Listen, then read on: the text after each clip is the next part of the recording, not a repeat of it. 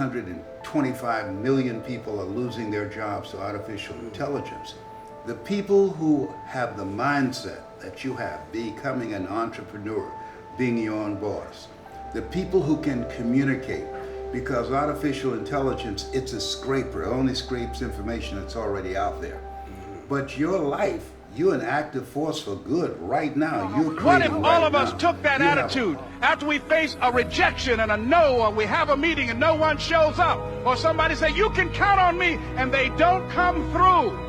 What if we have that kind of attitude? The car's repossessed. Nobody believes in you. You've lost again and again and again. The lights are cut off. But you're still looking at your dream, reviewing it every day, and say to yourself, it's not over until I win.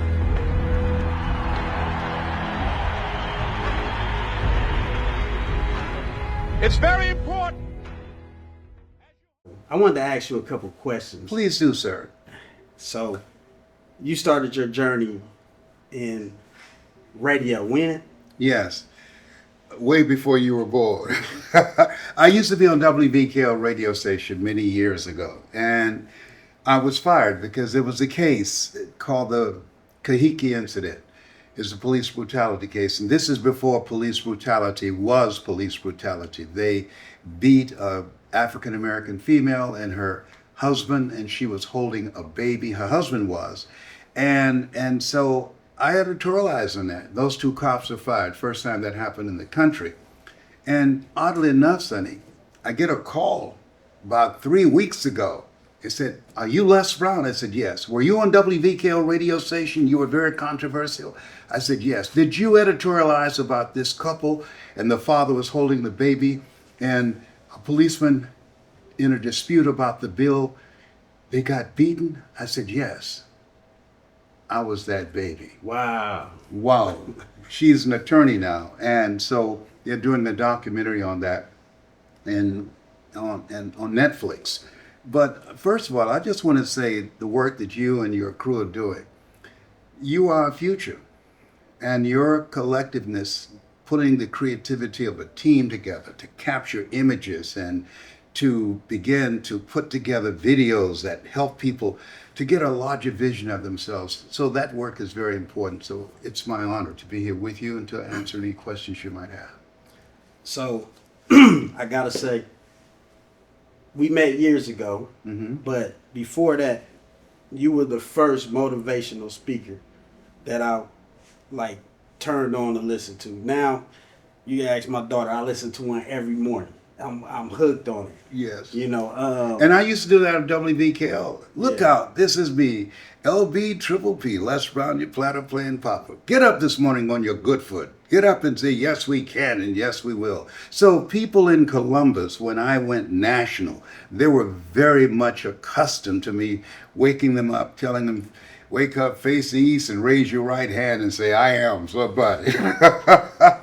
And so now, as a result of my doing it, because I was the first African American to become a motivational speaker, then there are a whole lot of other people that have come out of the woodworks that look just like me, and that's what legacy is about. For real. You definitely started it. You started it for me, and I'm just now, in the last 10 years, really, getting up on how powerful motivational speaking is, For somebody like myself, or somebody who was thinking about becoming a motivational speaker, how lucrative is it? Well, I don't know what other people do. When I speak in the United States, I get $79,000 an hour. When I speak outside of the United States, like I'm going to speak in Brazil, I get $225,000 an hour. Some people will call that lucrative. But I remember when I was on radio in Columbus, Ohio, I was lucky if I made $3,000 a month. That's right. So it's a very lucrative business, but don't focus on the amount of money that you can make. What's most important, which allowed me to become successful and reach over 2 billion people, focus on your story and what it is that you want to share with people. Because what made me stand out while the other speakers were giving information for the book Think and Grow Rich, I told a story about how I overcame the challenges I faced being born in an abandoned building on a floor in Liberty City in Miami, Florida, being in foster care, then adopted. And so as a result of that story and my hunger to buy my mother a home, that people identified with me. If you want to become a speaker, all of us have had some experiences that people can share. And people need that story you're sitting on, somebody is waiting on. Even just in putting together a team to build a business like you are doing now. So there are people who want to know, how did you do that, Sonny? And what is it that I need to do? How do I know who are the best people to select? How do I vet people and find out if they're a right fit, their personalities as well as their skill set? But in this industry, it's $1 billion a day industry. So in this age where over 325 million people are losing their jobs to artificial intelligence, the people who have the mindset that you have, becoming an entrepreneur, being your own boss, the people who can communicate, because artificial intelligence, it's a scraper. It only scrapes information that's already out there. But your life, you're an active force for good right now. You're creating right now. You have a heart. You're too young to know, but I came up during the time when I was on WVKO.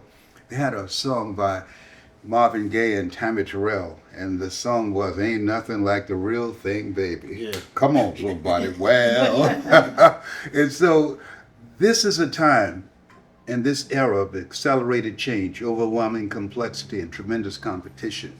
People are looking for young people like yourself who can give them some guidance. So many of our young people are lost today because they don't have a sense of direction. 81% of African American households don't have a father. I didn't know who my father was until 2 years ago. I saw a picture of him, but my father was not in my life. I was raised in foster care, then adopted. And so right now, young men who, like yourself, who's not infected with what I call HIV, hood infected virus, AIDS, addiction to incarceration and death syndrome, you are an example for young people to know you can do something more than sell fentanyl and sell drugs. You can do more than and get a record going to jail and call that street credibility.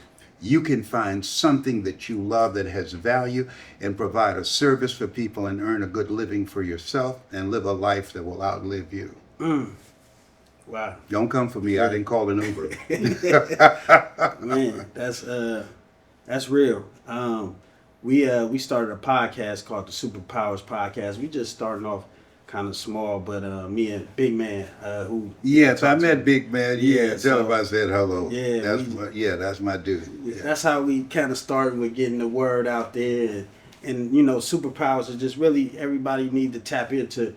Everybody got a gift. You know, everybody got something that they yes, can but bring most to the people world. don't put in the time and effort to develop the gift. But also understand and know this, and you and Big Man know this, you will fail your way to success. Walt Disney filed bankruptcy 7 times and had 2 nervous breakdowns, but he didn't give up. So you're going to have disappointments. There are people who say, you can count on me, and they won't show up. It's a part of the process. You will fail your way to success. Hold the vision that you have. You got to be hungry, always looking for ways in which you can raise the bar on yourself, in which you can be better than the last shoot that you did. James Brown, they used to call him the hardest working man in show business, and they asked him, what was your best performance? And they thought he was going to talk about when he was at the Apollo Theater, and he said, my last one. So if you decide, you and your crew, that your best performance will be the last video shooting that you do, and now you're raising the bar on yourself to take your performance in to make a greater impact, to capture the magic of the moments and the personalities and the people that you provide a service for, and edit it and provide it in a timely manner and hold yourself to a higher standard on how you deliver that quality of product, you can become a dominant force in this part of Columbus and the planet. Man, listen, it's a blessing, and we are honored to have you stop by and just really drop them jewels on us. Like, it probably was no better time to do it, you know. Well, thank you so much. especially- Listen, man, I used to think people when I was your age, in their 40s or old. Now that I'm 80, I feel like I served at the Lord's Supper.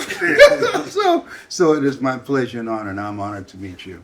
Yes, sir. All now, the power to you. Before Yes. we go, is there anything that you would like to tell our people or even just tell us that? Yes. Here's something. In order to become successful, you've got to be willing to do the things today others won't do in order to have the things tomorrow others won't have. When you look at what you're doing now, the people that you're working with, you've decided this is a place where there's millions of dollars in this industry, billions, and some of that money's got our name on it. And we're going to put in the time and effort to learn the industry, to develop a great product, and to provide a great service for people. And something that I'm known for, if you go on YouTube and put in Les Brown speaking in the Georgia Dome, you'll see me speaking to 80,000 people. And one of the things I constantly believe, always strive to get on top in life because it's the bottom that's overcrowded. That's my story, and I'm sticking to it.